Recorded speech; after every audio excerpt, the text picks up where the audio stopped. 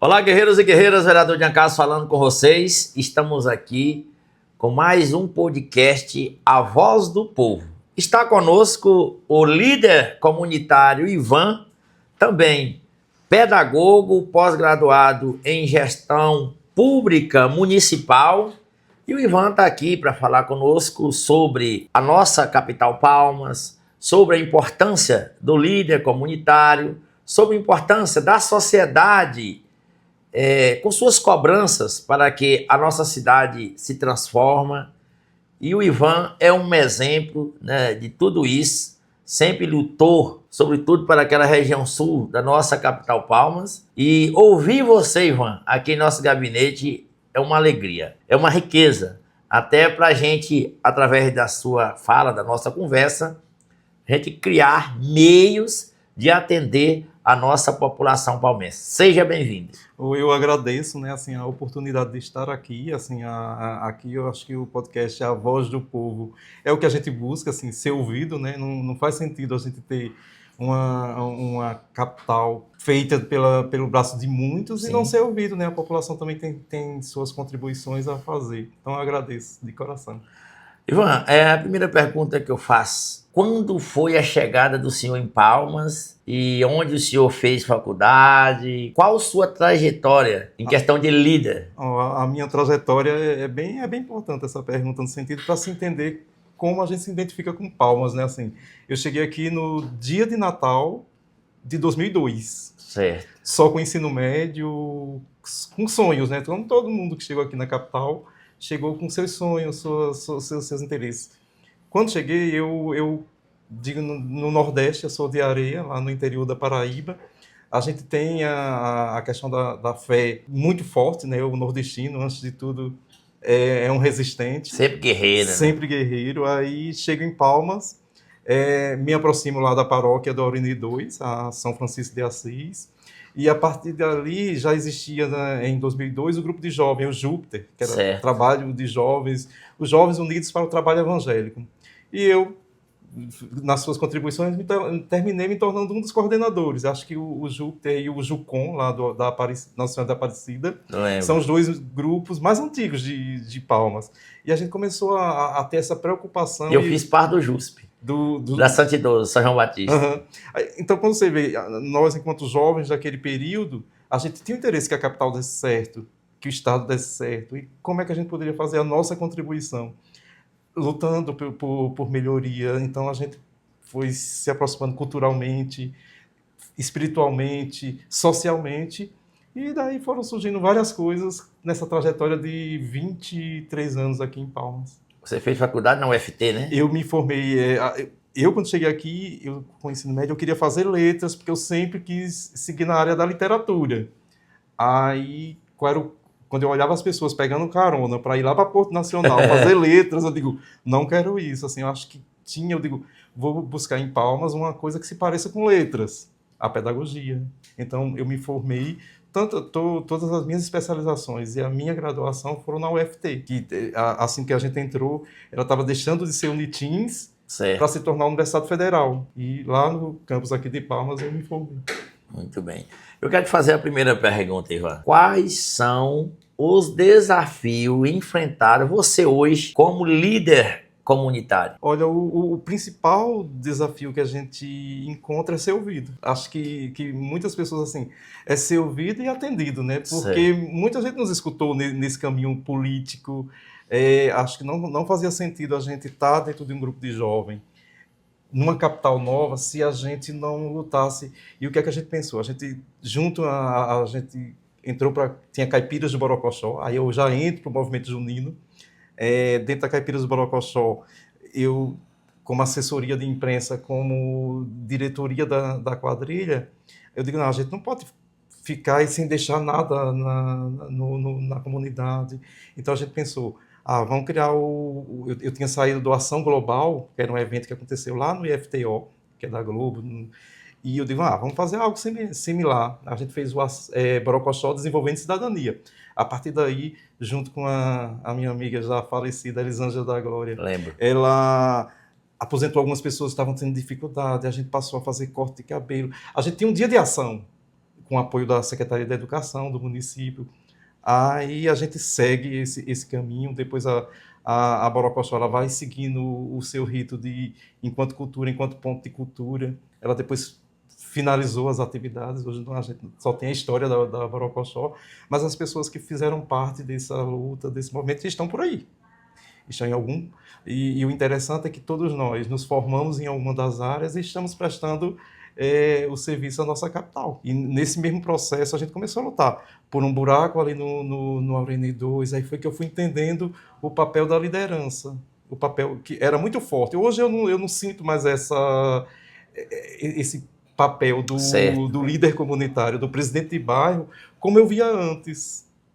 Há uma diferença do presidente de bairro atualmente e daqueles de 20 anos atrás, que realmente, assim, eu sinto que os de hoje eles precisam estar mais presentes na comunidade. Misturou muito com a política, né, Ivan? Assim, a liderança de hoje está voltada muito, assim, para influência política, que é o que eu percebo, né? De primeiro, antes, quando eu cheguei em Pau, eu cheguei recentemente, cheguei em 2006. Você chegou muito antes do que eu. Mas eu vi, assim, uma certa preocupação de certos líderes comunitários, algo assim que preocupava-se realmente com o local, com a comunidade. Hoje eu vejo que para uma pessoa ser presidente de bairro, ele precisa de um padrinho político. Então, não está mais conectado com as pessoas do local, né? Está conectado mais com o político do que com as pessoas. É na minha opinião, é o que eu vejo hoje. Eu não sei o que você acha disso. Olha, eu concordo, assim, no sentido até porque lá entre 2007 e 2010, a gente se colocou como candidato também dentro de uma chapa para a presidência do Aureni 2. E assim, e era uma guerra de grandes guerreiros, né? Porque assim, a gente lutou contra os sistemas, esse discurso que a gente tem. Sem recursos, só com a vontade de chegar, a gente teve seus 300 e tantos votos, mas não chegamos a ganhar. Mas isso não nos impediu de continuar. Assim, aí existia nesse período a ideia de se fazer... Aí eu comecei a ter aquela discussão assim, é preciso eu ter a presidência de bairro para fazer alguma coisa pelo bairro? Não. Tudo bem, gostou da colocação. Eu acho que para mim contribuir, eu preciso querer. Assim, eu preciso realmente estar preocupado com o que acontece no entorno da nossa comunidade. Por exemplo, eu vi o Aureni 2 se desenvolver. Eu participei em alguns momentos do Aureni 2 no sentido... vou dar um exemplo bem claro numa gestão, quando se estava tirando a integração, que era um lugar que tinha de transporte coletivo ao lado da rodoviária. Os ônibus integravam ali para todos os espaços de Palmas e resolveram criar agora essas estações que nós temos hoje. A primeira ideia que chegou foi que a estação que hoje está ao lado do Jorge Amado, lá em Taquaralto, ficaria no ginásio Ayrton Senna. E as máquinas começaram a trabalhar. E eu, percebendo aquelas máquinas, sem saber o que queria se fazer ali, era só o ginásio, a gente foi perguntar e era isso. A empresa de transporte iria fazer ali e a gente começou uma discussão. Começamos e assim, aí já viu, a presidência de bairro da época de lá alegava que ali era o progresso chegando na Aureni 2, eu alegava as vidas, porque é muito comum o acidente do transporte coletivo. Você imagina, uma estação de ônibus ali, no ginásio Ayrton Senna, no meio de uma quadra, aí eu me preocupei. A gente foi mobilizando algumas pessoas, os jovens dali que queriam a parte esportiva, começou a ir e foi chamada a Câmara Municipal da época para fazer uma audiência pública para se ouvir o povo. E lá conseguimos tirar, e a sugestão foi levar lá para o lado do Jorge Amado, onde ela está hoje. Porque a ideia era o quê? Se criou uma arca de comércio, assim, a arca, né, que existe os ambulantes lá de Taquaralto. Por que não levar a estação para lá e dar vida àquele comércio ali? Fazia muito mais sentido do que não. E a ideia do ginásio, que a gente sempre defende, é a área de esporte, cultura, lazer. Hoje você vê, hoje eu consigo enxergar ali já vida. Hoje, assim, quando eu olho aquela região da Avenida Goiás, descendo no sentido do Aureni 3, com as lâmpadas LEDs que foi colocada agora recentemente, assim, com aquela recapeamento, o asfalto, a questão asfáltica, é outra vida. A gente já olha ali a comunidade, eu não sinto mais a diferença do centro da capital. Entendi. Assim, é isso que a gente quer. Outra coisa que eu vejo muito assim, talvez eu possa estar atropelando, das entradas das cidades, a gente se sentir chegando em Palmas. Ali, quando você sai de Porto Nacional, no sentido de Taquaralto, eu precisava chegar em Palmas ali. Eu, inclusive, Ivan, fiz até um requerimento, fiz um vídeo mostrando essa realidade. Você chegando ali, vindo de Porto Nacional, chegando a Palmas, você não sente entrando numa capital, Palmas. Você não sente. E você vê Palmas se desenvolvendo, loteamento ali já de um lado, do outro, e veja a necessidade de ornamentar melhor essa entrada da nossa capital. O vereador de Ancá já esteve lá, já fez requerimento, já fez um vídeo, de maneira que já é do âmbito estadual isso, né? E que o municipal adentre nessa questão e que possamos transformar aquela entrada da capital. Você abordou uma situação que eu sou preocupado, sim, com isso. E espero a Deus que logo, logo seja resolvido. E quando você vê, assim, às vezes você vai esbarrar enquanto vereador nessa situação da responsabilidade, ser Estado, ser município, ser federal. E às vezes, assim, eu sempre achei Palmas referência em termos de cultura, em termos de todos os aspectos. Quando eu não estou tirando a importância do Estado, mas durante muito tempo do nosso governo estadual, a gente não conseguiu nem concluir o mandato. Isso tem seus preços. Aí a gente vê uma capital como referência, a gente tem muito ainda a ser consertado, temos ainda muitos pontos que precisam ser melhorados, mas a gente tem uma capital de qualidade, uma capital ainda tranquila. Quando você visita outras capitais aí do nosso Brasil, a violência está gritando. Sim. Isso não estou dizendo que aqui a gente não tem, mas ainda é um número bem pequeno. Então, a gente tem que se preocupar com a questão de segurança e tudo está entrelaçado. Aí, quando eu lhe procuro, assim, aí eu vou ser um pouquinho franco com relação à Câmara. Não é todos os vereadores que... Eu já cansei de conversar com vereadores, de levar a pauta, mas, assim, o vereador que não acompanha o rito do seu requerimento, não faz sentido. Não faz sentido, realmente. Não faz sentido. E eu não costumo, assim, eu acho que a resposta que a sociedade dá por exemplo, se eu entrar na sua rede social, Diana, a gente vai ver o quê? É o Mão na Massa, é a Voz do Povo, são coisas que você ainda está pertencente às origens. E é aquilo que eu falo, não se pode perder as origens. Sim. É porque ser vereador hoje é nada mais e nada menos do que você estar próximo do povo. Não tem outra solução. Não adianta nós fazermos um podcast, a Voz do Povo aqui, e ficar por aqui. Eu vim aqui te ouvir, eu estou aqui para te ouvir. Através da nossa conversa, eu vou ter que ir à procura de soluções. E essas soluções é junto com você, é junto com a sociedade, para a gente resolver. O vereador, ele tem esse papel, né, de fiscalizar, igual você acabou de mencionar, acompanhar os requerimentos que saem daqui de dentro. O acompanhar requerimento não é só adentrar no computador aqui e ver através do sistema. Acompanhar requerimento é ir em loco, é conversar com as pessoas, é ir na secretaria, é saber o porquê que ainda não foi executado, e é um papel que a gente sempre procura fazer. E a gente procura cada dia mais aprimorar. E conto muito, com certeza, com a sua ajuda, com a sua opinião, com suas críticas. A partir do momento que a crítica é construtiva, ela é válida, né?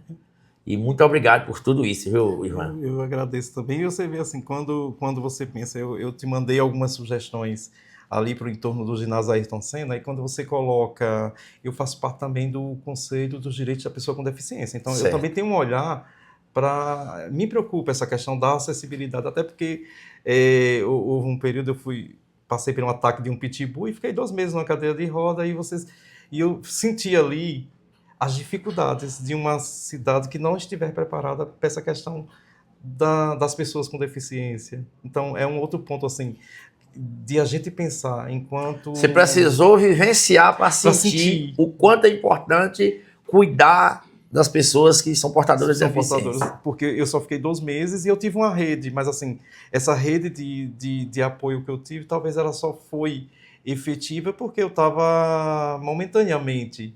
Você já imaginou se eu tivesse ficado permanentemente? Eu não teria talvez essa rede tão permanente, eu teria que me adaptar. Então, Muito bem colocado.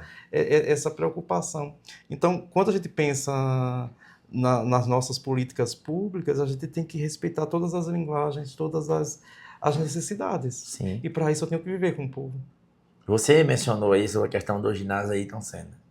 Eu estive lá semana passada, onde fiz gravações de vídeo, averiguei a situação do ginásio Ayrton Senna, a necessidade de fazer a revitalização daquela praça, a reforma do ginásio é muito grande. Há sim essa necessidade.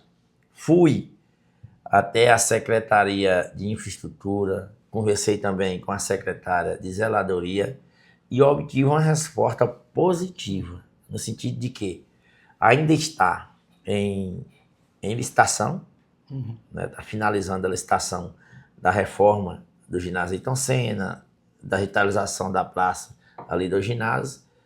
O secretário está ciente, a secretária Bianca da Zeladoria também está ciente, tanto a Bianca quanto o PC.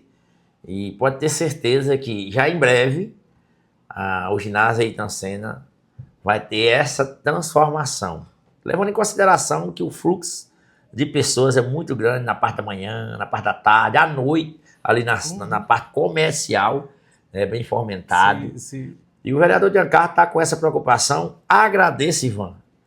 Agradeço a sua colocação, as suas pautas, que colocou, inclusive, do ginásio Ayrton Senna, para que a gente fosse até o local verificar. E o papel do líder é isso aí, é apontar onde é necessário, né, mudar, melhorar. O papel do líder é fazer essa transmissão daquilo que as pessoas do local, né, sentem, precisam, e você tem um papel fundamental para nosso gabinete. Muito obrigado por isso. Eu agradeço e a gente espera que as lideranças que a gente tem hoje, elas revejam muito a sua postura enquanto líder, né? Porque assim, eu vejo muito assim, em Palmas a gente tem essa preocupação durante nossa trajetória aqui, né, em Palmas, a gente percebe que é uma capital de muitos líderes. Sim. E poucos liderados. Falou tudo. Falou tudo. Isso que eu quis dizer para você quando nós estávamos na introdução da nossa conversa. Realmente é tudo isso, resumindo, de muitos líderes e poucos liderados. E a gente precisa desse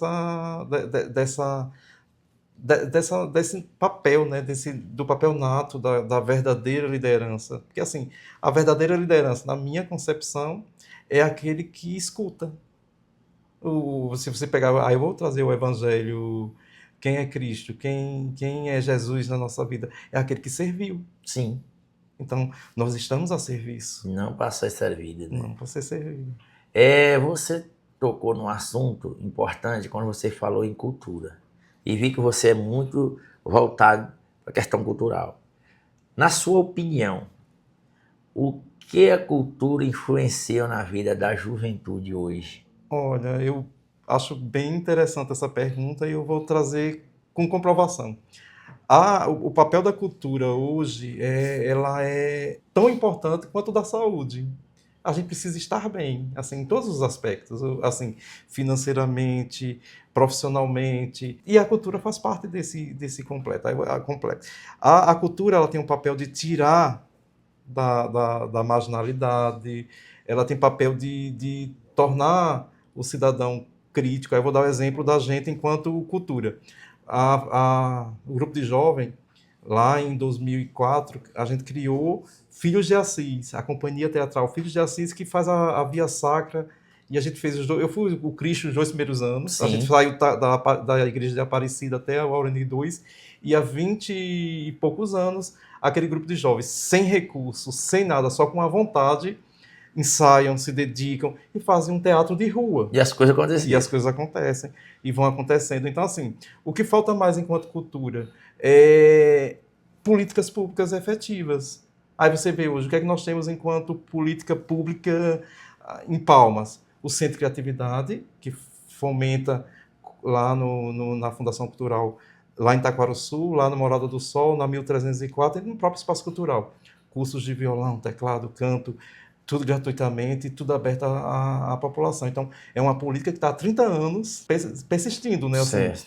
aí, e você, enquanto vereador, se você olhar assim, aí eu pergunto, quanto de emenda parlamentar entra nessa política pública? Raramente. Aí quando você olha assim, hoje o que nós temos de fomento enquanto cultura, os editais a Paulo Gustavo, a Lei Aldir Blanc, que fomenta, apoiando, né, as iniciativas que hoje a gente vê, grandes espetáculos aí circulando. Então, assim, o município tem, assim, acho que enquanto cultura, ele, nesses anos todos, ele tem, eu olho aqui aquele espaço cultural, para mim ele é o símbolo de uma cultura estadual que resistiu. Porque o Estado ele ficou há tanto tempo sem uma Secretaria de Cultura, sem, deixando a cultura lá dentro da Secretaria de Educação. Então, Palmas não, ela seguiu um caminho mais consistente. Entendi.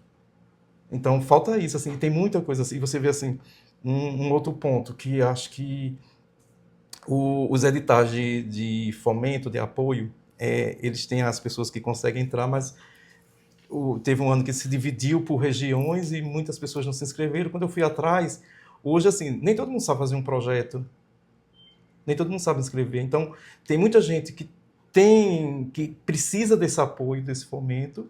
Aí é muito fácil eu chegar aqui no seu gabinete e dizer, Dian, eu estou fazendo um projeto cultural lá em Taquaralto, tem como você me apoiar? Assim, eu não costumo fazer isso, acho que não é o caminho. Entendi. Eu preciso que o poder público dê condições de a gente se autogerir. Eu nunca, assim, eu tenho um pé atrás, assim, quando a política pública ela causa dependência. Ela tem que me dar autonomia. Quando ela trava, não é fácil. Não, Você assim, destravar tá um desgaste, né? Eu entendo o que você está falando. Mudando aqui, uma pergunta. Na sua visão, Ivan, como pedagogo, certo. o que falta fortalecer a educação jovens e adultos? De maneira que traga a igualdade, né, de conhecimento das pessoas. O que você vê? Eu vejo assim, enquanto eu vou trazer um pouco a minha experiência no Nordeste para a gente compreender o Tocantins. Eu acho que falta a educação, a aproximação, o convencer das pessoas. Eu acho que está um pouco assim, a gente está muito na questão teoria e a prática é um pouco mais distante. Aí eu te coloco por que a minha preocupação. Quando numa terra de futebol, um jogador sem um estudo ganha milhões, as pessoas desacreditam da educação. Então eu preciso que, e se você for olhar, o papel da educação era tão importante que toda a autonomia que se foi dada a alguém financeiramente foi através da educação. A pessoa com... o pobre, né? Assim, no sentido de financeiro, não de conhecimento. A gente só consegue galgar um lugar com estudo. E o preocupante de tudo isso, tivemos agora há pouco conversando com 2 professores universitários, que inclusive abordou sobre essa questão, Ivan. A minha preocupação é a seguinte: as pessoas estão mais voltadas para o financeiro do que o conhecimento. Por que eu digo isso para você? Você acabou de falar. Tem um jovem que eu conheço, a família, o pai gosta muito de fazer negócio, popularmente dizendo. É gambireiro, né? E o jovem, a resposta para o jovem, ao pai foi o seguinte: não, pai, quero ser igual ao senhor. Eu vou estudar nada, eu só vou fazer gambira. Porque viu o pai numa caminhonete, trazendo uma vida de qualidade para a família, ele está dizendo que vai ser igual ao pai e não vai estudar. Será que daqui 10 anos o cenário é o mesmo para essa gambira? Então a gente tem que começar a fazer o jovem entender que não tem outro caminho, igual você acabou de mencionar, do que o conhecimento. É estudar, né? É estudar. Até porque os nossos antepassados, os nossos pais, assim, era normal, assim, não ter o estudo e conseguir chegar em algum espaço e nos dar a educação. Sim. Hoje os tempos são outros. São outros, justamente. Hoje a tecnologia está aí para nos cobrar Ivan, mais. eu vou fazer uma outra pergunta pertinente ao nosso povo. Certo. Qual o recado, você como líder, que você dá aos nossos liderados? De maneira que eles passam a entender o sistema político, né? Como agir diante das demandas, como agir diante das dificuldades do dia a dia, educação, saúde. Gostaria que você mencionasse um pouco a respeito disso. Bom, o recado que eu deixo aos liderados é no sentido de conscientização, né? No sentido de não neutralidade. Porque, assim, as pessoas, elas sabem o que está faltando. As pessoas sabem as necessidades. Elas Sim. sabem... a gente vive nos nossos bairros, então eu conheço a realidade do meu bairro. Agora, às vezes eu não quero a indisposição. Às vezes, assim, eu converso com muitas pessoas que elas fazem assim, olha, tá faltando isso em tal lugar. Olha, um buraco ali surgiu, mas eu não queria que dissesse que sou eu, assim. Eu acho que a neutralidade aí é prejudicial. Sim. Eu acho que eu não tenho nenhum problema de me colocar e dizer o que eu penso. Agora, de forma respeitosa. Tudo bem. Entendendo o papel, porque assim, você não é porque você é um vereador que você pode tudo. Existem as limitações, Sim. existem os trâmites legais de um processo. É moroso. E eu tenho que compreender isso. Mas eu não posso ficar inerte. Então eu espero que o liderado se posicione. Se posicione como? Eu me posiciono politicamente assim, não me vendendo. Eu vou usar esse termo, não estou falando de vender financeiramente, estou falando de vender assim, de uma ideia, eu tenho que conhecer uma pessoa. Meu vínculo político não acontece com tanta frequência. E olha que eu me filiei a partidos, eu passei por vários partidos, mas me distanciei. Porque primeiro eu tenho que conhecer a pessoa. Por exemplo, eu me aproximei de você, mas eu conheço a sua trajetória. Eu conheço você de antes. Sim. E isso aí, o reflexo de você não ter se perdido de quem você era pelas suas ações de hoje. Isso é nítido. Mas a gente tem que fazer essa compreensão. Gostei. E qual a mensagem que você deixa para, além dos presidentes de bairro da nossa capital, deixe também para os líderes?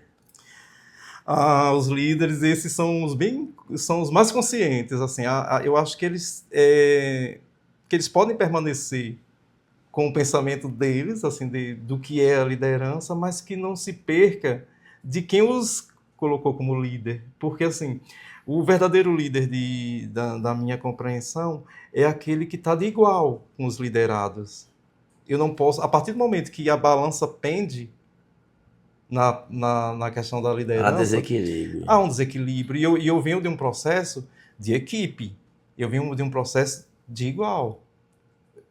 O que é que eu preciso? O que nos diferencia? Você tem o mandato para nos representar. Sim. Mas nós somos iguais, nos mesmos desejos, nos mesmos sonhos. E o que eu espero do líder... dos mesmos sofrimentos, né? Aí o que eu espero do líder é essa lembrança. Agora, a partir do momento que... Aí entra a questão da impessoalidade, né? Que não se tem. A partir do momento que o líder passa a ser pessoal, os interesses não é mais o coletivo, aí ele se distanciou da sua base. E agora eu vou te fazer uma pergunta muito importante.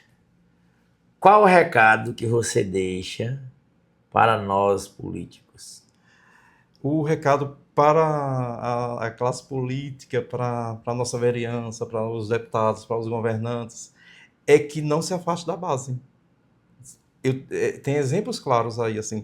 Você não me importa quantos mandatos você tenha a partir desse primeiro, mas o que me importa é como você trata as suas origens. E isso não quer dizer que eu tenha que viver do passado. Isso quer dizer que o meu presente é uma junção do futuro e do passado. Sim. Então, você não pode perder as bases, aquela questão assim. Quando eu vejo um político, e eu já não sinto mais isso hoje, não é comum, era aquela liderança política que caminhava no meio do povo. Hoje você não vê muito. Sim. Hoje as lideranças políticas, elas estão via rede social, mandando recado por vídeo, sem a vivência física. Aí o meu conselho ao político é que não esqueça o povo. Hoje estamos vivenciando um cenário atípico no nosso estado. E voltando para a nossa capital, Palmas, como você vê essa cidade do futuro? Olha, para mim ela me surpreendeu agora nessa última eleição, porque eu vou trazer o período, o recorte da eleição, que ela Certo. vai Sim. representar assim, o despertar. Assim, o que eu gostei nessa eleição é porque a gente retomou o pertencimento. Porque quando a gente chegou aqui, Palmas é a capital mais nova dessa federação. As pessoas que fizeram a história estão aí, ainda presente, e a sociedade, as pessoas que estão aqui, que iniciaram esse processo de Palmas, nessa eleição agora a gente abraçou Palmas, eu pertenço a ela, ei, não é assim que as coisas tocam. Então eu espero que esse pensamento coletivo do cuidar da Palmas ao Tocantins permaneça. A gente não pode esquecer. Assim, eu pertenço aqui. Ó, você vê assim, eu cheguei do Nordeste em 2002, aí eu digo, tá, se você entrar na minha rede social vai estar lá, nordestino por natureza, tocantinense de coração.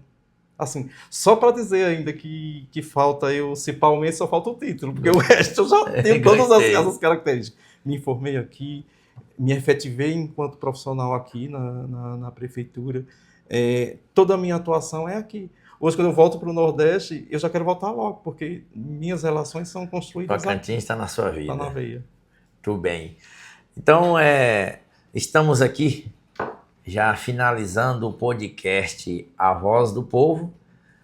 Estou com o líder comunitário Ivan, pedagogo, e tem sido peça fundamental aqui em nosso gabinete, dando ideias, fazendo suas críticas construtivas.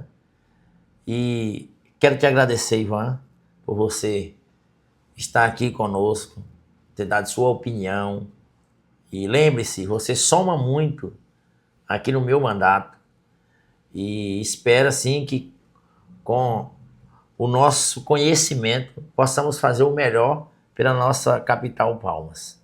E fique à vontade para fazer suas considerações finais. Eu agradeço o espaço, né, assim, que é muito importante a ser ouvido, né, e que me coloca à disposição, assim, sempre que vê uma coisa que precisa de um ajuste, sempre que tiver uma ideia nova, que acho que possa contribuir com a nossa capital, aí eu já tenho até o número salvo, né, você tem um número que é aberto à sociedade, e eu já mando lá a sugestão e a gente corre atrás. É isso aí, Ivan.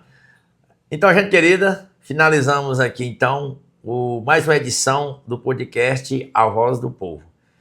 Nos segue aí no Instagram, temos também agora um novo canal no YouTube, temos também o Zap do Povo, enfim, o vereador Giancarlo sempre à disposição, porque a minha missão é cuidar de Palmas e trabalhar pelo povo.